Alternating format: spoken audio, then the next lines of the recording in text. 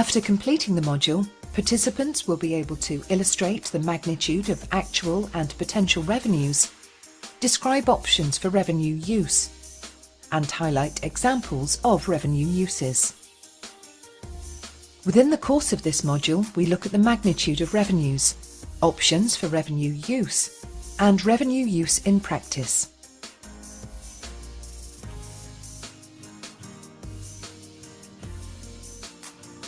The potential to generate significant revenue streams ranks among the most attractive features of carbon taxes. The map shows revenues from carbon taxation and emissions trading for selected countries in 2017. For most of the carbon taxes, revenue growth from the previous year has been considerable. In 2018, the total combined revenue stood at $44 billion. Notably, 51% of emissions covered were priced at less than $10 per tonne of CO2 equivalent.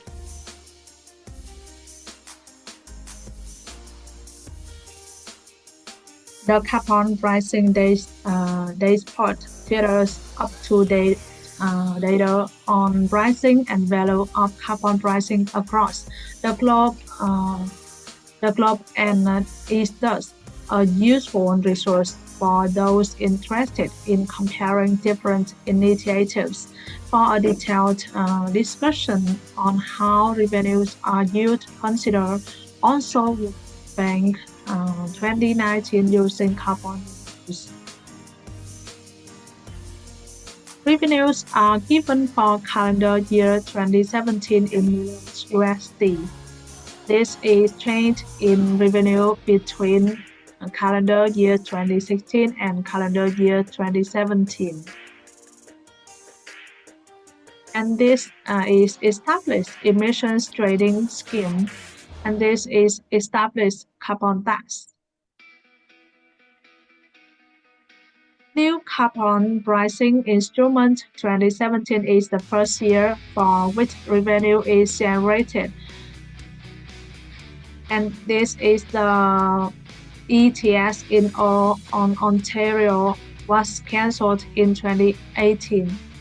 Those I foresee Institute for Climate Economics with data from World Bank, government officials and public in October 2018. Notwithstanding revenues realised today, analysis of the untapped potential for revenue generation by carbon taxes shows that the stakes could be even higher. For example, a hypothetical national carbon tax of $30 per tonne of CO2 equivalent in 2012 could have raised revenue of approximately 1% of GDP in the United States and more than 2.5% in China.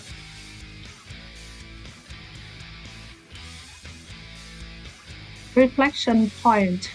In case your country is not listed in the chart, what do you think its revenue potential could be? You can calculate it yourself.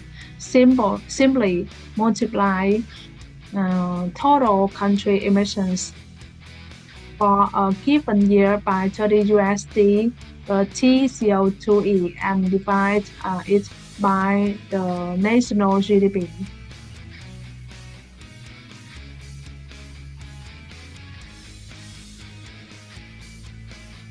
There are 6 main options that can guide the use of revenue from a carbon tax, namely spending the revenue through the general budget, reducing other taxes, reserving the revenue for debt reduction, giving rebates to taxpayers, committing revenue to specific purposes, and not collecting the revenue by foregoing or exempting taxed activities. In practice, the lines between these 6 categories are not always solid, and many governments use elements of multiple strategies when defining their revenue use. Click on the strategies to learn more. Jurisdictions may regard carbon tax revenue as simply another source of income, akin to labour, sales or capital taxes, allowing government to fund additional programmes. In this case, the taxes are sent directly to the general budget to be drawn up as part of the jurisdiction's budget cycle. Many jurisdictions prefer this approach for efficiency reasons. Each potential use of revenue is forced to compete with all others, rather than being afforded special treatment. Generally speaking, jurisdictions gain more flexibility as to their spending decisions. In some jurisdictions, all tax revenue is legally required to be deposited in the general budget, and so it is not permitted to make a specific connection between a revenue source and use, though governments can still make less explicit links between revenue and spending.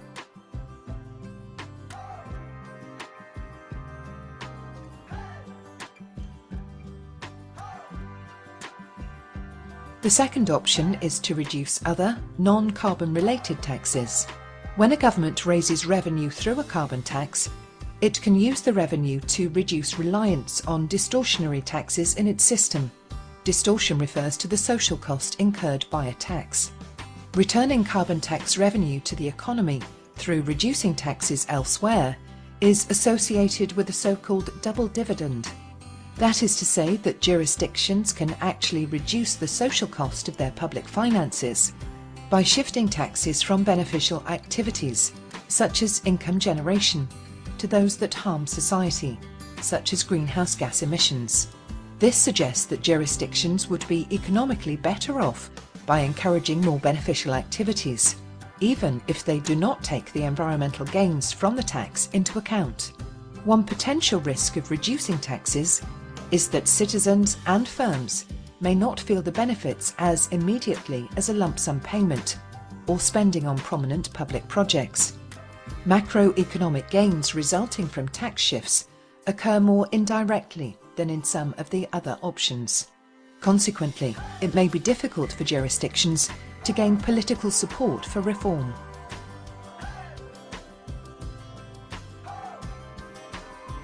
Reflection point: as a means of promoting appreciation of financial flows and benefits linked to the carbon tax, British Columbia's Ministry of Finance is required a plan 8-year to indicate how it intends to use its additional revenues. What measures would you propose to increase transparency?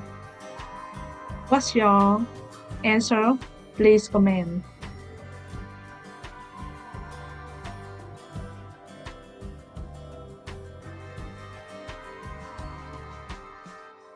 Revenue may be used to help pay down national debt, which can also have a positive impact on the economy. Some jurisdictions, such as Ireland, have chosen this approach as it leads to decreased debt payment obligations over time. However, as there is a less tangible impact on people, it is less likely to garner support from the public than other revenue use options.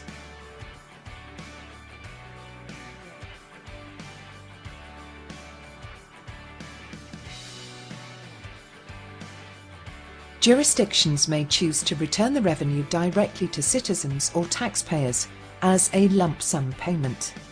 This could entail a system of periodic remittances in which individuals receive their pro capita share or rebate of the carbon tax revenue. This is sometimes referred to as a carbon dividend and has been used in Switzerland, where roughly 2/3 of the revenue is redistributed to the public through the health and social insurance system. In Australia's former carbon pricing mechanism, at least half of the revenues went towards low-income households and pensioners, given their particular vulnerability towards carbon taxation. This option has several advantages and some disadvantages. Click to learn more. Firstly, jurisdictions can establish credibility with respect to the motivation for the carbon tax. It becomes clear that the government is not trying to extract additional revenue from taxpayers to merely expand its budget or power. Moreover, a simple per capita rebate is typically most transparent and easy to communicate. Secondly, this approach could also serve to redistribute income. Generally, if the rebate were to be distributed on a per capita basis, low-income individuals would receive more from the system of tax and rebate than they pay given their lower carbon footprint. Thirdly, in some cases, governments have provided rebates to industries to counteract the burden of the new carbon tax or address identified leakage risks.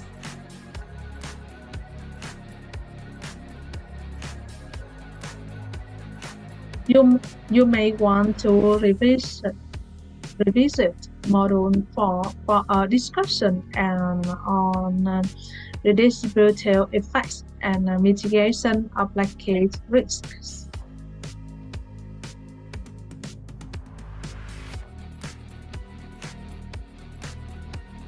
The main disadvantage of rebates is that they will virtually always be less economically efficient as compared to the options of government spending or lowering other taxes, such as income taxes. We will discuss this further in the following section.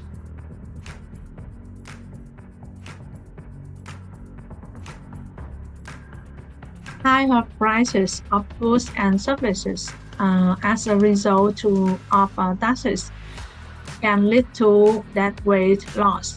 Deadweight loss is the cost to society produced by market inefficiency.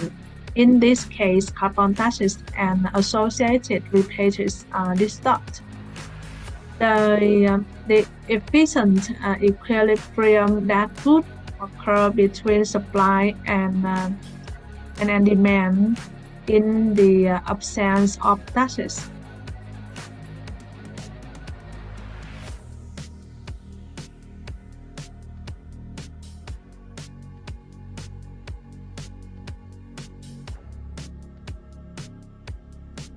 A particular tax stream can also be used to finance specific actions.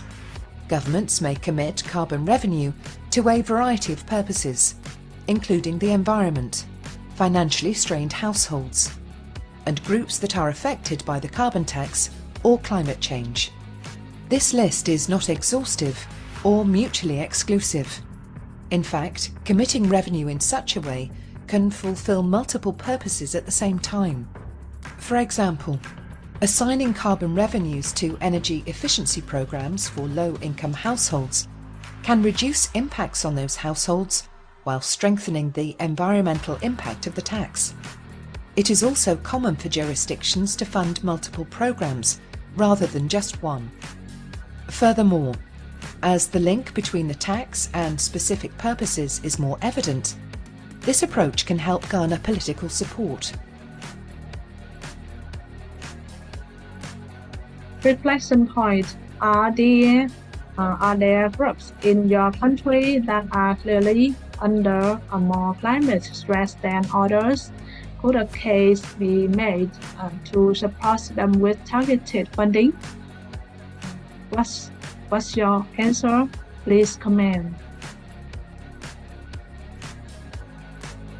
Funding specific purposes has a number of advantages compared to directing revenue to the general budget. Can you identify which ones?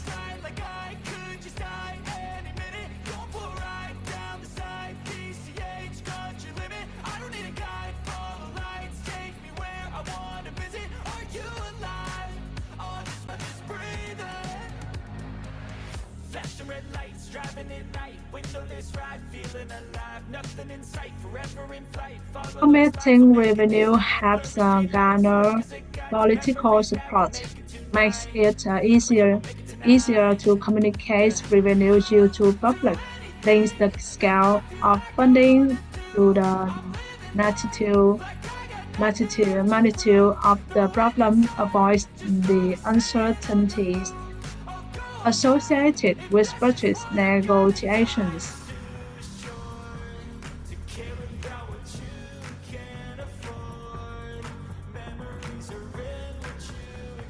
Environment: Many countries have committed their revenues to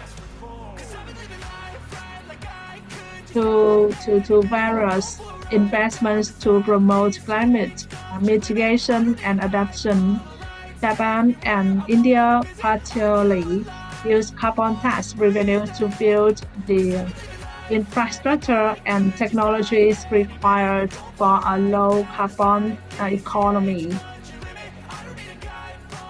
Financially strained households: This can entail financial assistance To vulnerable communities, most jurisdictions that adopted this approach have focused on supporting energy savings by low-income groups, for example, through retrofitting houses, as France has done. The resulting savings have reduced both tax bill and emissions. Groups affected by the carbon tax or climate change.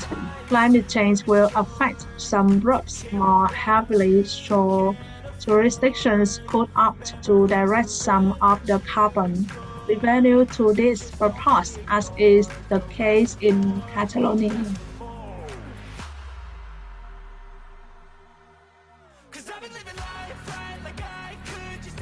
When considering foregoing revenue, the simplest way to do so is to fully or partially exempt certain emissions, fuels, or even entire sectors.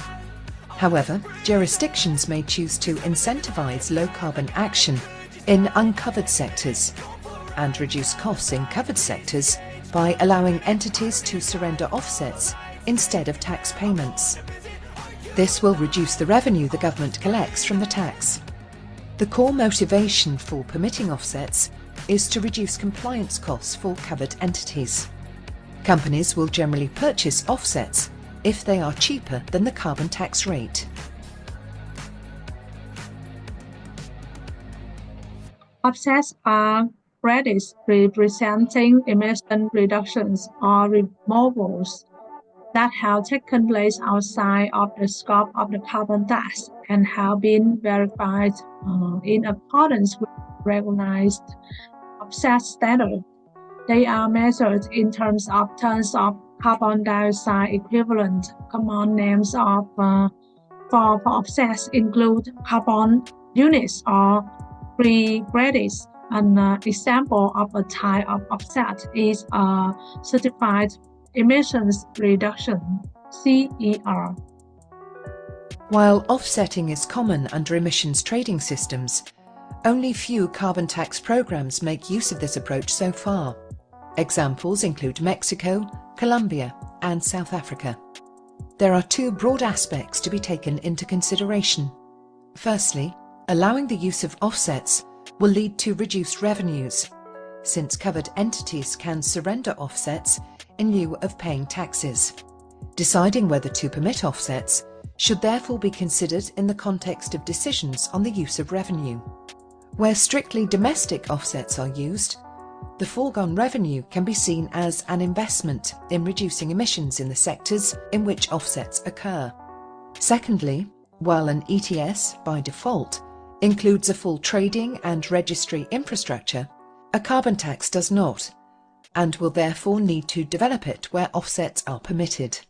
A jurisdiction can either use offsets from an existing international scheme, such as the Clean Development Mechanism, or develop its own offset system domestically. Both will require, at a minimum, a registry system that serves to store, cancel, and retire carbon offsets. Such a system will need to be sufficiently secure to prevent double counting and fraud. Developing a domestic offset system is more complex and will require more public and private capacities. Double counting involves the use of the same emission reduction more than once toward an emission goal or target.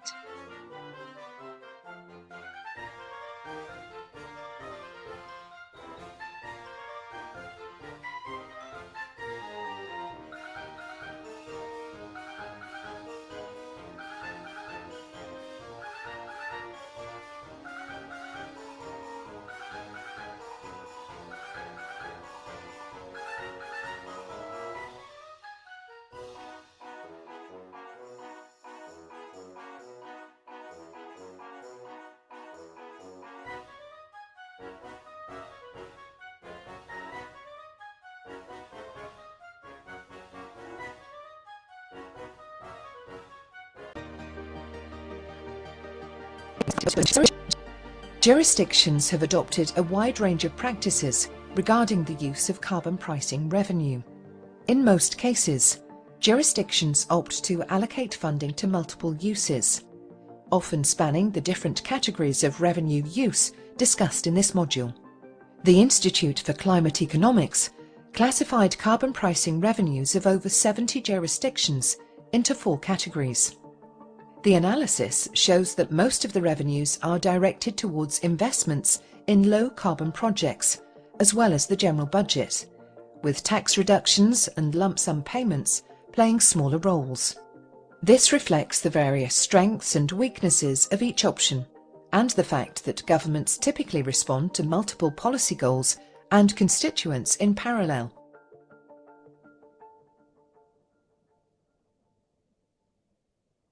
Focusing on visible revenue use is among the most promising strategies in communicating and building support for a carbon price. Example, talking less about how the tax incentivizes emission reductions and more about how the revenue is used.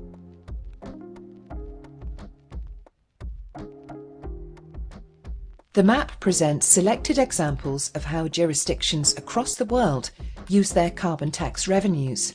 It is by no means exhaustive. Remember that you can also consult the carbon pricing dashboard for the latest information on existing or planned carbon pricing measures.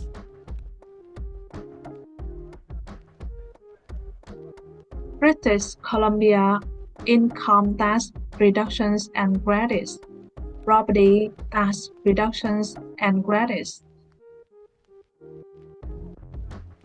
Mexico zero budgets for foreign revenues through offsetting. And Chile zero budgets through tax was adopted as part of a tax package to fund education reform. Iceland zero budget. Portugal income tax reductions for low-income households zero budget. Ireland zero budget with tax adopted in the context of raising revenue for debt reduction.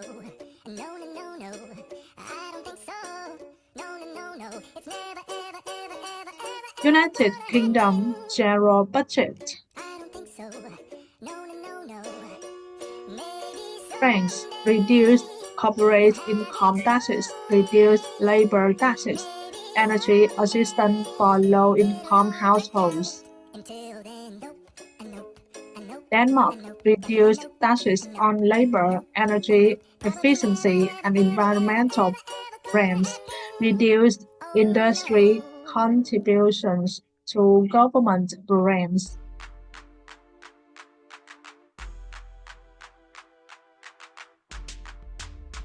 Switzerland reduced health insurance premiums, decreased social security contributions, building energy efficiency, technology development. Thailand income tax reduction, decreased employer social security payments, zero budget. South Africa electricity levy reduction, energy efficiency, solar tax credit, renewable energy, energy service for low-income individuals, public transport, rail freight transport. And Japan, clean energy technology and energy efficiency. Jurisdictions have, of course, also adapted their practice to their local contexts. Relevant circumstances that might influence jurisdiction spending choices are listed here. Can you match the descriptions with the correct category?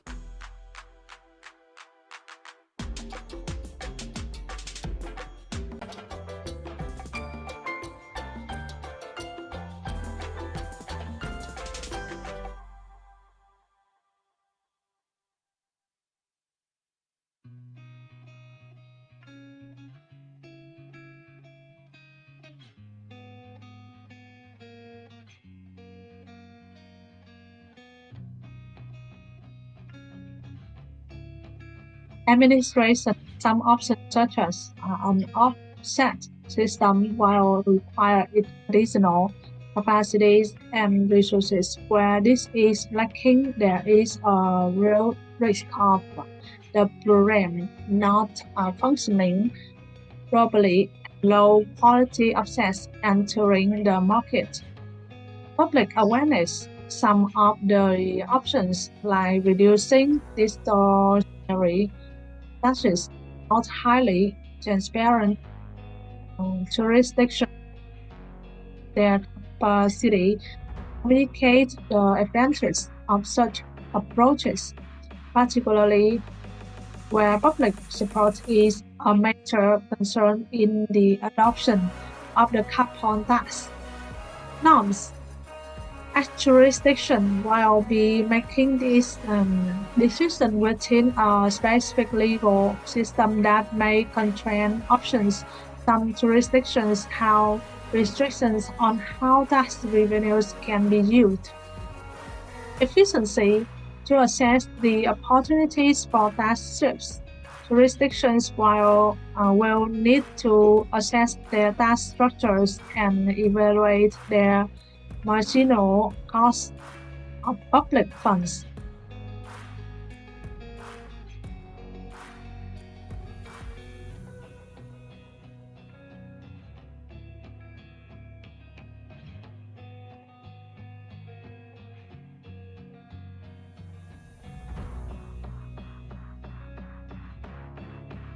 Carbon taxes can raise significant revenues for the government, with major implications for the economy. Which of the following are areas that can be impacted by revenue use? Select on correct answers. What's your answer? Please comment.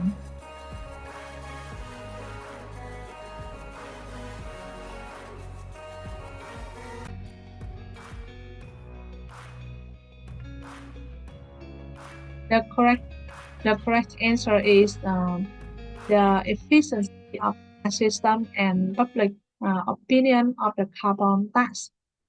And this is not correct.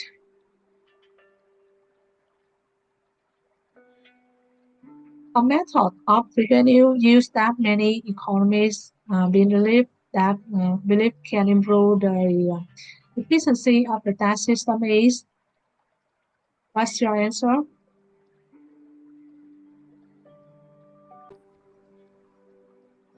The correct answer is reducing order distortionary taxes. Dedicating revenue to climate change-related purposes and returning it to taxpayers via rebates or flat payments tend to be the most popular revenue use options among the public. What's your answer? True or false?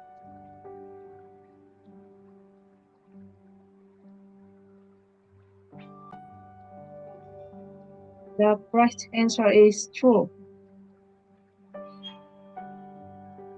For exemptions, rebates, or support programs to be effective in raising public support for the carbon tax, it is important for policy makers to reduce the tax rate, grow the tax base, prevent details of the program from leaking to the public, communicate to the public how revenues are used. What's your answer? Yes, the correct answer is communicate to the public how revenues are used. And last question, while offsets lead to reduced revenues for the government, they also have several potential benefits. Among others, offsets can reduce based on correct answers. What's your answer? Yeah, the correct answer is cost for liable entities and emissions in uncovered sectors.